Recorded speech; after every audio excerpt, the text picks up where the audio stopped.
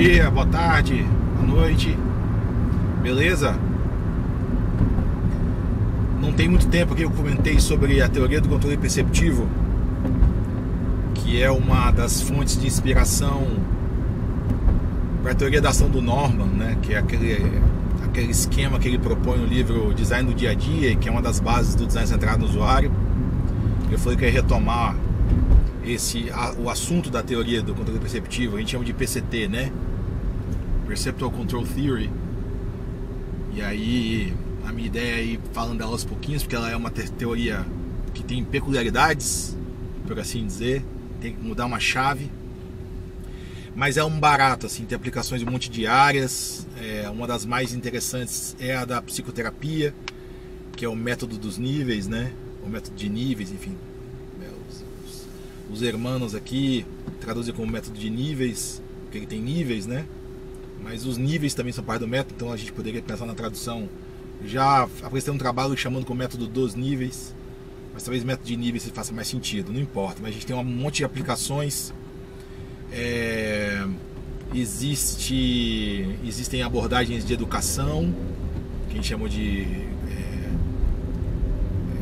Control in the Classroom, seria a aplicação dessa teoria do controle às situações de ensino. Em administração, em sociologia, estudos de redes e coisas assim, você tem aplicações.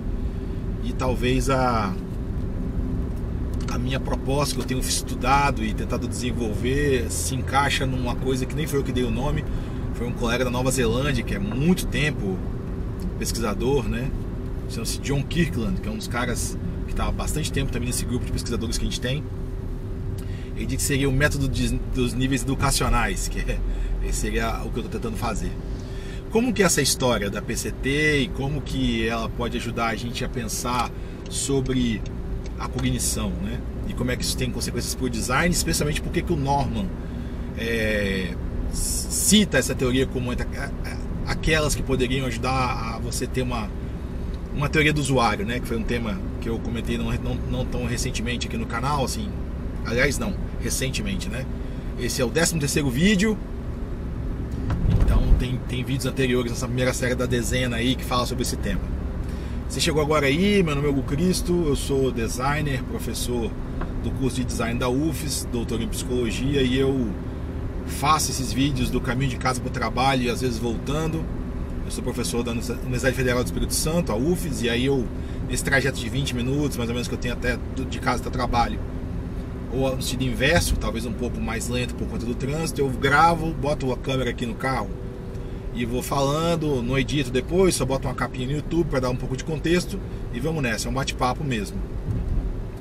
Essa teoria é uma teoria cibernética, e para quem não lembra o que é a cibernética, você tem uma ciência do controle, né? E dos sistemas autorregulados, que surgiu mais ou menos meados do século passado.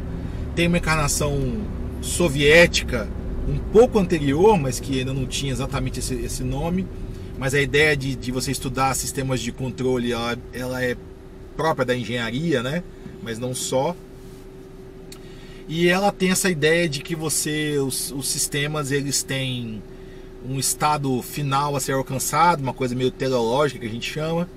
E quando o sistema tem que ter uma capacidade de, quando ele avalia o próprio estado e compara com o estado final que ele tem que atingir, e se tem alguma diferença entre os dois estados, ele se engaja em mudar a sua conduta para poder aproximar o estado atual do estado desejado. Basicamente isso que é a ideia de feedback.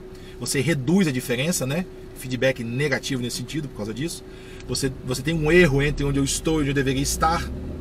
Pode ser em termos de temperatura, posição, velocidade, enfim, eficiência. Tem várias possibilidades aí.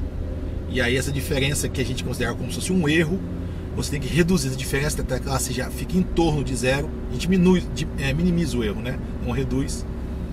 E aí os sistemas que são autorregulados teriam essa capacidade de justamente avaliar, né, em que medida nós estamos longe do estado desejado, e aí você reduz essa diferença. Isso é a ideia de autorregulação. Existe feedback positivo também, que é uma outra história, não vem ao caso aqui agora, que em vez de você se preocupar com reduzir a diferença, você amplifica ela, né? Você tem umas histórias por exemplo, quando você vai colocar um microfone na caixa de som, né? Ou quando você está um vídeo de conferência no computador e você bota o som saindo numa televisão na caixinha de som, por exemplo, e ele volta pelo seu microfone, você vai amplificando isso. Então tem um circuito de feedback positivo acontecendo aí. Mas para a gente ajustar as condutas, ele tende a ser negativo, né? Apesar de que tem umas pessoas discutindo coisas de feedback positivo agora também, na cognição. É assunto para outro vídeo. E aí, o que acontece? A ideia lá da cibernética original, que gente como Norbert Wiener, né, é um desses caras que foram os precursores, mas não só ele estava ali como o cara que meio que cunhou a encarnação moderna do termo e começou a utilizar de maneira mais intensiva, é que você pode dotar um sistema artificial de propósito, assim como o sistema natural tem, né, os organismos vivos têm esse propósito. Então quando você estabelece esse propósito, você cria condições do sistema fazer essa avaliação do estado atual versus o estado desejado que está associado a esse propósito, e esse sistema se engaja na redução dessa diferença. A PCT é uma teoria cibernética, só que de terceira geração, mais ou menos assim. Ela não está nem na primeira, nessa do Wiener, e tampouco está associada à revolução que acontece depois, que inclusive você vai ter aí contribuições do Maturana e do Varela, que eu já comentei também nesses vídeos, tá? E aí você vai ter uma história um pouquinho diferente, porque a gente na verdade escreve a PCT nas teorias cognitivas de terceira onda, seria o caminho do meio, né? Que o Maturana e o Varela também estão ali e tal. O que a PCT vai falar? A PCT vai falar que os organismos vivos, o que eles fazem é basicamente controlar. É a capacidade de controlar, né, o seu comportamento em função desse propósito que você tem aí, o estado ideal de coisas que os organismos estabelecem para si mesmo, é que ele consegue sobreviver, assim. Então tem uma coisa de que o controle é essa atividade essencial de tudo que é vivo. E o controle, a palavra controle tem uma conotação pesada, né? Especialmente na psicologia, fica parecendo que a gente está falando de uma coisa meio de manipulação e tal, e nem de longe é isso.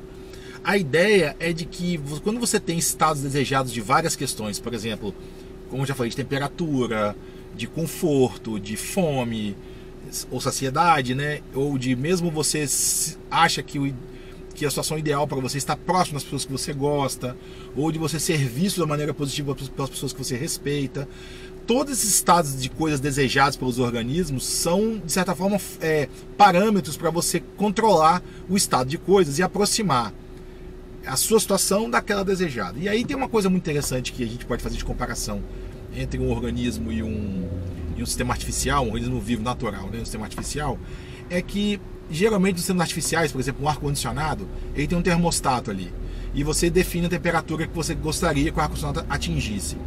O ar-condicionado, então, ela vê essa temperatura como um dado, um parâmetro, né, de comparação, mede a temperatura do ambiente, e quando ele percebe essa diferença, ele aciona o compressor do ar-condicionado para poder tentar gelar o ambiente, e quando aquela temperatura desejada é atingida, ele desarma o compressor. Muito simples de entender. A diferença disso para um organismo vivo, que também tem um estado ideal de coisas e que ele se engaja para poder transformar o entorno dele para chegar nesse estágio, é que no caso do ar-condicionado, ou no piloto automático de carro, né, esses modo de cruzeiro de carro, quem define o estado de coisas desejado é um terceiro, é uma outra entidade. Você não tem uma autonomia do ar-condicionado para dizer qual é a temperatura que ele quer.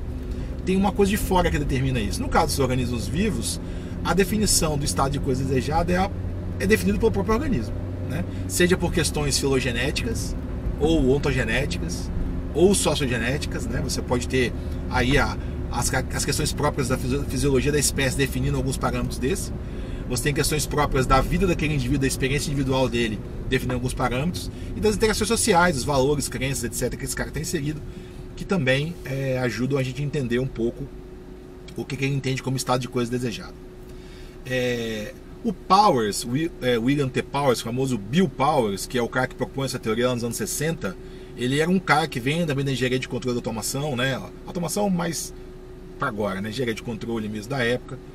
Trabalhava literalmente construindo equipamentos, né? E daí começou a ter ideias a partir da experiência profissional dele de como essas coisas poderiam funcionar, e chegar a uma teoria que explicasse a importância do controle nesses sistemas. E o livro que ele publica, que chama Behavior: The Control of Perception, é uma ideia de que O que é comportamento? É controlar a percepção. Geralmente a gente acha que a percepção é uma coisa que ela só tem um papel, às vezes, de captar informações do meio, um sensor, né? Mas o que o Powers vai dizer é que a gente está o tempo inteiro usando a percepção em função do comportamento. Você percebe o estado de coisas do mundo e essa percepção entra como sinais para um sistema de feedback ali, que você compara o estado desejado com o estado percebido e se engaja em ações no meio para reduzir a diferença. Isso é muito simples de entender, tem um diagrama super simples que o Powers mostra que explica isso. O que tem de diferente do Powers, que é uma coisa que também vai aparecer no trabalho do Herbert Simon, ainda na segunda metade do século XX, é a ideia de que esse controle é exercido por uma hierarquia. Não é só uma unidade de controle, ele se propõe, né, depois de um tempo, as pessoas que continuaram o trabalho do Powers, uma coisa que a gente chama de PCA, unidades que envolvem perceber, comparar e agir, né? E aí a cognição humana, o sistema cognitivo nosso, é como se fosse uma hierarquia de PCAs. Você tem inúmeras unidades PCAs interconectadas, em que aquilo que uma unidade percebe, se ela for mais elementar, por exemplo, das terminações nervosas, de fato é o que está no meio, é a percepção do seu entorno. Mas você pode ter níveis mais elevados na hierarquia que recebem, na verdade, como entrada, sinais enviados das unidades mais baixas. Então, para você, por exemplo, explicar uma coisa do tipo raciocínio de resolução de problemas, você não precisa se preocupar com os níveis mais elementares da percepção visual, por exemplo, da leitura das marcas gráficas em cima do papel que descrevem um problema. O tipo de propósito que essa unidade tem no nível mais elevado, ela está relacionada a outros objetivos, que não são só de você perceber as marcas que descrevem o problema numa linguagem qualquer no papel. Então você tem aqui como se fosse uma possibilidade de você hierarquizar propósitos. E eu vou colocar um carregador aqui para funcionar, porque eu acho que essa câmera vai ficar sem bateria daqui a pouquinho. Já vou espetar ela aqui para não precisar parar de gravar. A taxa de informação. Aí, deu um solucinho aqui, só deu ligando a câmera no carro para gravar, mas vamos em frente. Quando a gente pensa nessa hierarquia de controle, com essas unidades interconectadas, acaba que o Powers propôs uma hierarquia com os estudos que ele estava fazendo e olhando a literatura da época, outros autores que estavam investigando essas questões, e ele conseguiu propor uma hierarquia que vai desde essas terminações nervosas até os níveis mais elevados que envolvem sistemas de valores e conceitos das pessoas, passando por exemplo, por diversos tipos de percepções diferentes que os nossos organismos teriam que dar conta de perceber. Por exemplo, você tem que conseguir perceber padrões. Então, aquela percepção mais elementar dos sinais gráficos sobre o papel que você capta com os olhos ali, que o sistema visual percebe, aquele tipo de sinais perceptivos, eles são mandados para os níveis superiores da hierarquia, por exemplo, de forma que você consiga perceber padrões, ou seja, áreas de preenchimento vazio, texturas, agrupamentos dessas informações, que isso vai subindo, por exemplo, vai dar em eventos, você tem que perceber mudanças e permanências. Então você tem não só a preocupação com o sistema visual mais básico, né, a capacidade de perceber figura e fundo, por exemplo, mas a percepção em si de figura e fundo, ela satisfaz alguns propósitos do sistema, de você poder fazer esse descolamento da figura e do fundo. E aí, essas relações, elas são muito interessantes, porque elas vão permitindo que a gente faça uma série de estudos experimentais que situem qual é o nível correto de análise para você enfrentar um problema cognitivo qualquer. Então você vai ter, por exemplo, um nível de programas, que é a capacidade que o organismo tem de perceber que um programa está em execução, por exemplo. Então, sei lá, você tem uma tarefa que tem uma sequência de procedimentos.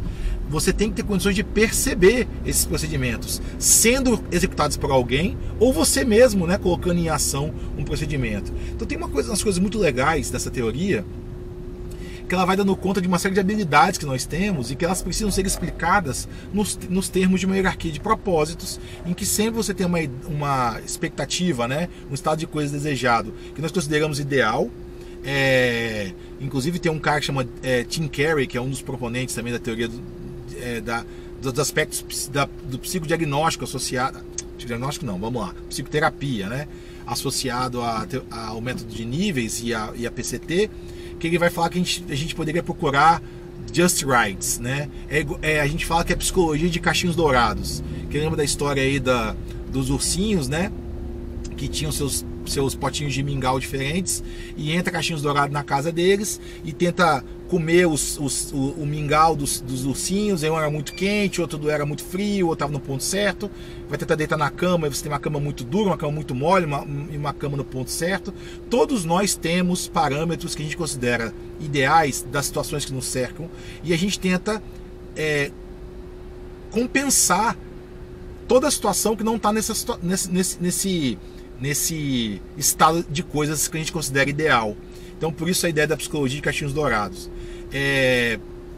Se você for pensar, então, você vai meio que investigando a cognição humana, tendo esse parâmetro considerado ideal como meta a ser atingida pelo sistema, né? Em ações que você se engaja no meio ou entre comunicações dos níveis, porque se eu vou pensar no nível mais elementar da hierarquia, a saída de uma unidade PCA pode ser um comportamento motor. Eu tenho um movimento no meio. Mas se eu estou pensando, por exemplo, numa situação onde eu tenho uma percepção de um padrão, eu mando um sinal para baixo na hierarquia, que não é uma ação, não é um movimento, mas ele é um parâmetro que governa as percepções do nível inferior. Então, se eu estou em busca de parâmetros de uma percepção de figura e fundo, por exemplo, você vai mandar um sinal na hierarquia para baixo, que vai ser comparado com o cara que está vendo, por exemplo, e se ele não consegue enxergar a figura de fundo, você vai fazer o movimento dos olhos se focarem numa área do desenho para aí você separar o figura do fundo. Então, a percepção de padrões governa a percepção dos estímulos mais simples, por exemplo. E para eu ler lá em cima, conseguir ler uma coisa, eu tenho uma série de padrões que foram devidamente percebidos e são governados por parâmetros, por exemplo, de sequências. Eu tenho que conseguir sequenciar padrões para poder ler um código visual, por exemplo. Então tem toda uma história combinada, que é muito legal, essa teoria, que envolve essa hierarquia, tá? É uma arquitetura, literalmente, né? Que você pode pensar em vários níveis em que há percepções sendo controladas pelo comportamento, tendo condições ideais como parâmetro, né, dessa percepção que está sendo esperada ou desejada e tal. Então é muito nessa linha aí. O que nós temos em termos de aplicações concretas disso? Em sala de aula, por exemplo, ajuda a gente a entender como que funciona essa teoria. Se o que o ser vivo faz é controlar, né, você pode se perguntar se alguém controla o outro. E a teoria fala que não. Ninguém pode controlar ninguém. O máximo que eu posso fazer, e aí de maneira bem cibernética, é gerar perturbações naquilo que as pessoas estão tentando controlar. Então, por exemplo, se eu estou num lugar que está muito quente, eu abro a janela, porque eu estou com calor, eu quero baixar a temperatura, eu ligo o ar-condicionado, se alguém friorento e fecha a janela, fechar a janela ou aumentar o ar, ele vira uma perturbação para mim. E aí eu vou tentar compensar isso discutindo ou saindo, mudando de posição e tal. Então tem sempre uma coisa de que o outro, o máximo que ele consegue fazer é perturbar o que eu estou fazendo. No caso da educação, então, você pode imaginar que um professor em sala de aula, nessa teoria, funciona de maneira muito diferente. Ele não controla o que o aluno está fazendo. Ele cria condições para que o aluno experimente as condições ideais de uma dada ação que ele quer efetuar. E ele entrando em contato com essa condição ideal de, por exemplo, a resolução de um problema ou de uma certa habilidade, eu vou ajudando esse estudante a calibrar a percepção dele em direção daquilo que seria a situação ideal daquele problema. Então você não ensina, você não direciona, você não obriga, você cria condições da pessoa experimentar quais seriam os parâmetros adequados para cada situação. Isso muda muito as coisas, porque o papel do professor na sala de aula deixa de ser a fonte de informação e mais um facilitador de construção de contextos propícios para que os estudantes percebam como as situações podem estar no seu estado ideal. Assim, é muito diferente. Na psicoterapia dá pra ver isso também. Os psicoterapeutas que trabalham com o método de níveis escutam muito mais do que falam. Eles ajudam as pessoas com perguntas técnicas muito objetivas para que a pessoa fale, externalize o que ela está sentindo, e eles vão ajudando as pessoas a manifestar isso, e eventualmente a pessoa vai chegar no momento que ela vai manifestar um conflito. O conflito que existe também na caso da educação que eu falei, na teoria de maneira geral, o que é? Nós temos propósitos naqueles níveis, né, da hierarquia. Eventualmente, você pode ter dois propósitos, ou objetivos, ou metas, ou estados desejados que são conflitantes. E um exemplo muito bom disso, por exemplo, é que você pensa assim, eu gosto de passar muito tempo com minha família, mas a minha carreira é importante. Então vai ter momentos que o seu trabalho e a carreira que você valoriza vão gerar dificuldades para você poder ficar com sua família. Se você tiver que passar por essa decisão, é uma decisão conflituosa. Então ela gera em você um desconforto que vai te obrigar a reorganizar a sua estrutura cognitiva de maneira a ou dar um salto para o nível mais alto dela e compreender a fonte do conflito, ou abrir mão de um desses dois propósitos para você sair daquela situação contraditória. Esse processo se chama reorganização, que é um processo de aprendizagem inato, né? Os seres vivos já têm isso de fábrica, e o que acontece é que você precisa reestruturar essa hierarquia de unidade de controle, né? Perceber, comparar e agir, de modo que aquela sensação de mal-estar seja resolvida. Então o que o terapeuta faz? Ele ajuda o cliente, que a gente chama, né? Que seria, para o leigo, o paciente, a reconhecer as fontes desse conflito, perceber que ele tem às vezes objetivos ou propósitos contraditórios, ele reflete sobre isso. Então tem a gente fala que ele toma consciência mesmo do que está acontecendo, e é um processo que a pessoa tem que atingir, e uma vez percebido isso, ela começa a discutir, se engajar possibilidades de mudar o estado de coisas para trazer de novo, recuperar a sensação de controle, né? A perda de controle é uma sensação que causa mal-estar, todo mundo sabe disso, né? Você fala assim, nossa, bicho, eu tenho que recuperar o controle da minha rotina, eu perdi o controle da situação. A gente fala isso, né? A gente manifesta verbalmente essas questões. Então a PCT coloca pra gente o controle como centro do nosso propósito, mas também a perda de controle é uma fonte de mal-estar, de desconforto. Então, o método de níveis, ele tem esse nome por quê? Porque ele ajuda o cliente a mudar o nível, a mudar o enfoque, a perspectiva que ele dá àquele problema que ele está vivenciando, e essa mudança de nível, né? Você acessa outros níveis mais elevados da sua consciência, ajuda a sanar aquela situação, e é uma reflexão própria das pessoas, não é um negócio que ninguém impõe a você também, e é por isso que os terapeutas do método de níveis, MOL, que a gente chama, Method of Levels, né? Escutam muito mais do que falam. Não tem, por exemplo, o número mínimo de sessões, nem o número máximo. A pessoa escolhe vir para a sessão, porque se ela está no controle da sua própria cognição, você não pode obrigar o cara a vir. Imagina isso em sala de aula. Quer dizer então que o aluno deveria decidir se ele vem para a aula ou não? Sim e não. Existe um propósito da educação, que é a pessoa se desenvolver e progredir de ano, então tem um mínimo de obrigação, de compromisso ali. Mas esse compromisso também faz parte dos propósitos. Então, quando o estudante não quer vir para a aula, por exemplo, ele está tendo um conflito entre o desejo de continuar estudando, se formar e conseguir seguir os estudos, sei lá, e o conflito de, por exemplo, conflitando com a ideia de que ele queria fazer outra coisa, brincar ou ficar com os amigos, né? No caso do ensino superior, que é a minha história, o cara quer trabalhar, ele tem outras coisas para poder fazer, ficar com os seus parceiros românticos aí em vez de ir para a aula, enfim. Nós temos, né, uma série de conflitos que surgem dessa percepção, né, de que você às vezes tem duas coisas para poder fazer e as duas são importantes. E como é que você lida com isso? Bem, o método de níveis e a teoria do controle perceptivo, elas são altamente libertárias nesse aspecto. Existe uma autonomia muito grande para o indivíduo, porque ele é o senhor das suas escolhas, com as consequências que ele tem que enfrentar.